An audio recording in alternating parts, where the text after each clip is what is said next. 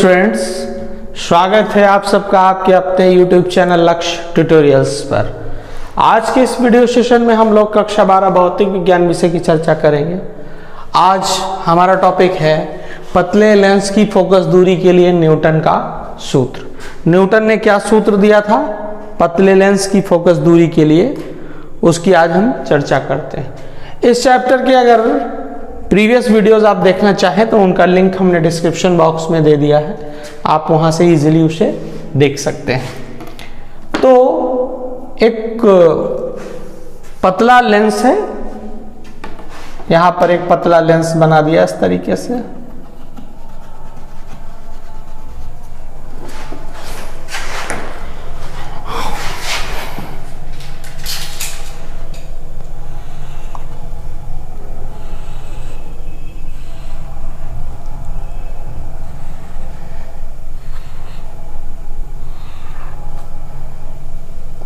ये एक पतला लेंस बन गया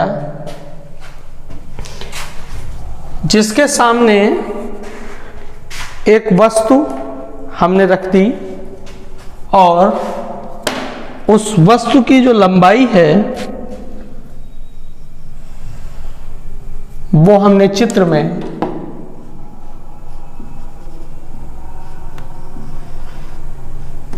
ओ डैश दर्शा दी। ये हमने क्या दर्शा दिया चित्र में वस्तु की लंबाई। और इस प्रकार इस चित्र के अनुसार ये क्या होगा, जो प्रकाश किरणें हैं वो किस प्रकार चलेंगी, जो समांतर चल रही है किरण वो फोकस से होकर गुजर जाएगी। तो इस तरीके से इसको हमने कहां से गुजार दिया, प्रकाश किरण को हमने फोकस से होकर गुजार दिया। ये वस्तु के शीर्ष से चलने वाली किरण है जो कहां से गुजर गई, फोकस से गुजर गई। उत्तल का फोकस है ये F हो गया। इसका जो प्रथम फोकस है वो क्या होगा, F डैश होगा। वो क्या होगा, F डैश तरीके से। दूसरी प्रकाश किरण जो फोकस से होकर जाएगी, रूल कहता है कि जो प्रकाश किरण फोकस से होकर जाती है, ये देखिए इसके प्रथम फोकस से होकर जा रही है, ये प्रकाश किरण अपवर्तन के पश्चात मुख्य अक्ष के समांतर हो जाएगी। तो ये इस तरीके से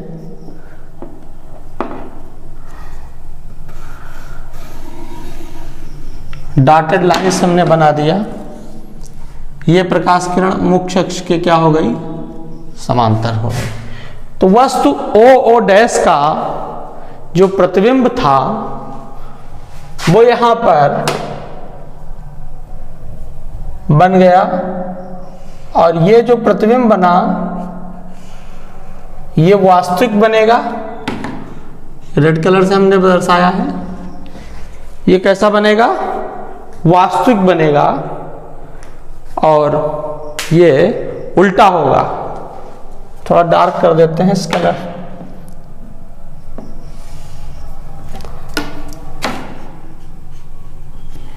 प्रतिबिंब का नाम दे दिया आई डैश।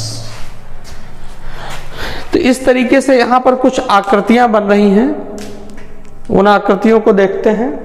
एक तो पहली आकृति आपकी बन रही है ओ डैश ओ, यहां से अगर देखें O dash O F dash. दूसरी आकृति बन रही है एफ डैश। ये आपका क्या है, सेंटर ऑफ कर्वेचर है लेंस का। इस पॉइंट को ए मान लिया जाता है, इस पॉइंट को क्या मान लिया गया, बी मान लिया गया। तो यहां पर एफ डैश सी और बी एक त्रिभुज बन रहा है।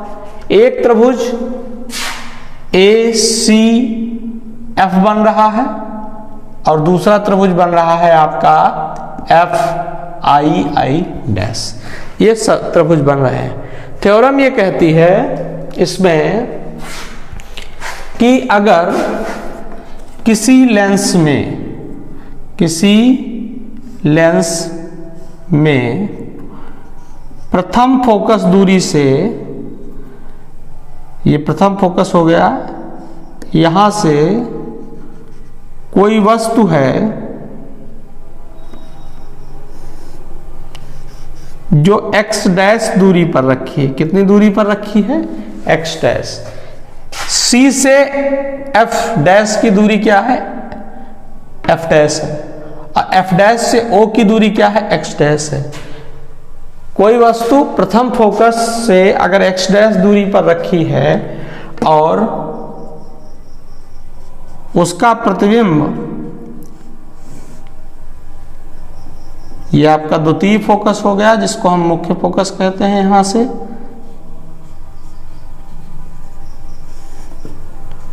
उसका प्रतिबिंब अगर द्वितीय फोकस से x दूरी पर बनता है, कितनी दूरी पर बनता है? x दूरी पर। ये यहां से दूरी कितनी है? x है। इस पॉइंट तक कहां बनता है? x दूरी पर बनता है। तो f डैश बराबर x डैश होगा। लिखते हैं, यदि किसी वस्तु को प्रथम फोकस से x डैश दूरी पर रखा जाए, जिसका प्रतिबिंब मुख्य फोकस से x दूरी पर बनता है, तो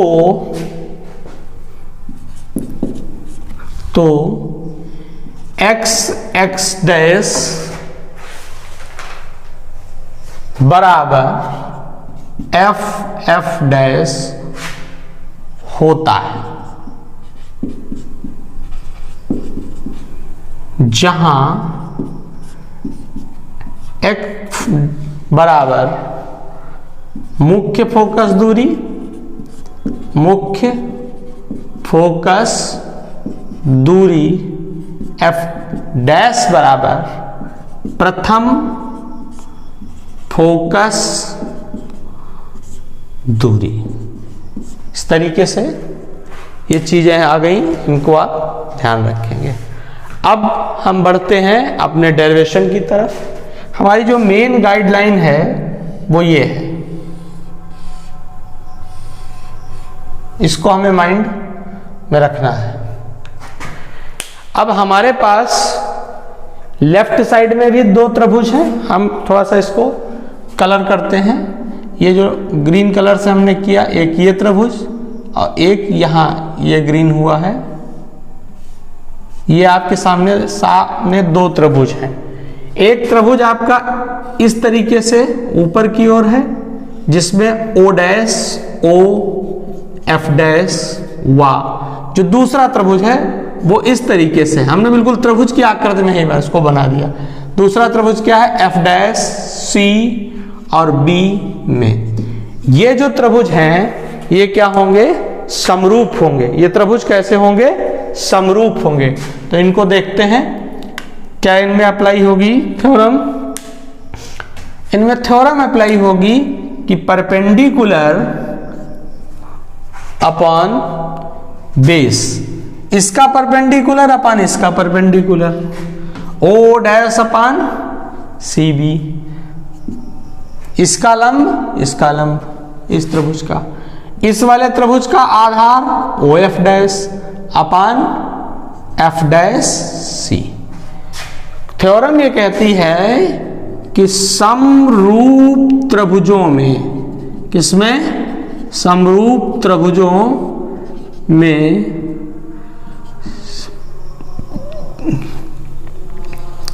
समरूप त्रिभुजों की संगत भुजाओं का अनुपात, संगत भुजाओं का अनुपात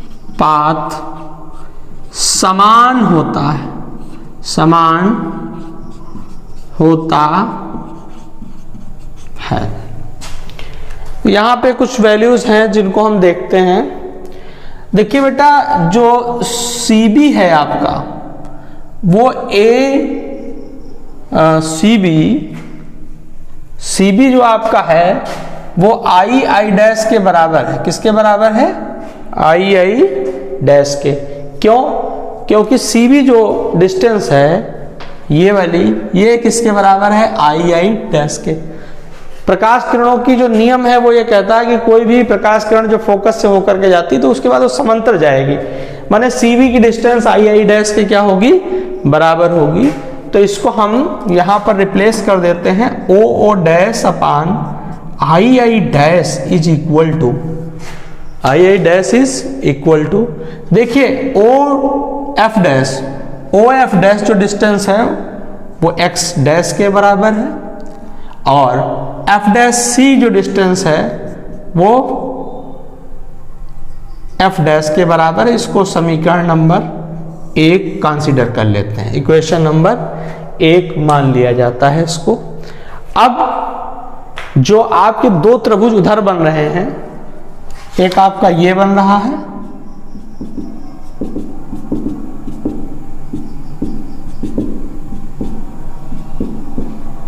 जो हमने वाटर टाइप में मार्क कर दिया है, और एक आपका ये वाला बन रहा है। तो इनकी चर्चा करते हैं, लिख देते हैं। दो त्रिभुज हैं आपके सामने। एक त्रिभुज कौन सा है? त्रिभुज ACFY। दूसरा जो त्रिभुज है वो इस तरीके से उल्टा है, तो उल्टे बना देते हैं FI डैश में। इसमें भी वही थ्योरम लगाते हैं कि जो समरूप त्रिभुजों की जो संगत भुजाएं हैं, माने इस त्रिभुज का लंब AC है, इसका लंब क्या है? I डैश है। समरूप त्रिभुजों की संगत भुजाओं का जो अनुपात है वो बराबर होगा। तो लंब बटा लंब बराबर क्या हो गया? आधार, इसका आधार CF है और उसका आधार क्या है? FI। तो यहां पर हम लिख देते हैं, देखिए AC OO डैश के बराबर होगी, AC किसके बराबर होगी? OO डैश के, क्योंकि हमें पता है कि वो प्रकाश किरण हमने समांतर ही डाली है। ये प्रकाश किरण यहां से कैसे गई है? समांतर। वैल्यू रख देते हैं, CF की वैल्यू F है और CF की वैल्यू क्या है? F है।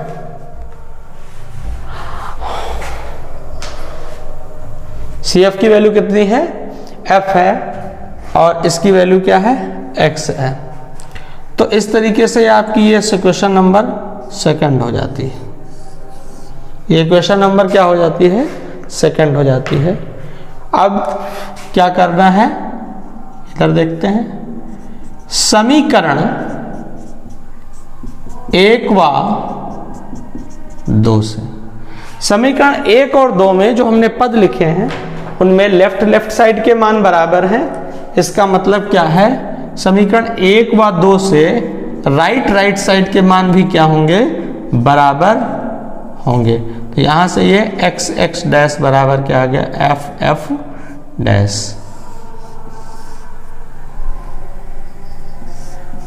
ये आपका फाइनल फार्मूला आ गया। यही क्या है? पतले लेंस के लिए ये क्या आया है? यही पतले लेंस के लिए न्यूटन का सूत्र है। ये आपका डायरेक्ट डेरिवेशन है, बोर्ड परीक्षाओं के लिहाज से इंपॉर्टेंट है। डायरेक्ट में पूछा जाता है, कभी कभी 2 नंबर में, 2.5 नंबर में, इस तरीके से पूछ लिया जाता है। तो इन चीजों को बिल्कुल स्टेप बाय स्टेप क्लियर करते हुए चलिए। जो आपके बेस डेरिवेशंस हैं वो आपके एग्जाम में 100% कवर होने चाहिए। मान लिया कोई थॉट बेस्ड क्वेश्चन अगर आता है, उसको आप ट्राई करते हो, थोड़ी सी अगर उसमें आप पूरा कंप्लीट नहीं कर पाते हो तो वो बात थोड़ी सी कंसीडर की जा सकती है कि, और डायरेक्ट आप बेस्ड जो क्वेश्चन है बेस पे ही आधारित है वो भी अगर आप सॉल्व नहीं कर पाते हैं तो फिर गलत बात है, और कतई ऐसा हो ही नहीं सकता। ये लेक्चर्स देखने के बाद आप इन क्वेश्चंस को, इन डेरिवेशंस को टोटली स्ट्राइक करेंगे और आप अच्छे से इसको एग्जाम में कवर कर पाएंगे। हमारे यूट्यूब चैनल से जुड़े रहिए, हमारे वीडियोस को शेयर और सब्सक्राइब कीजिए। धन्यवाद।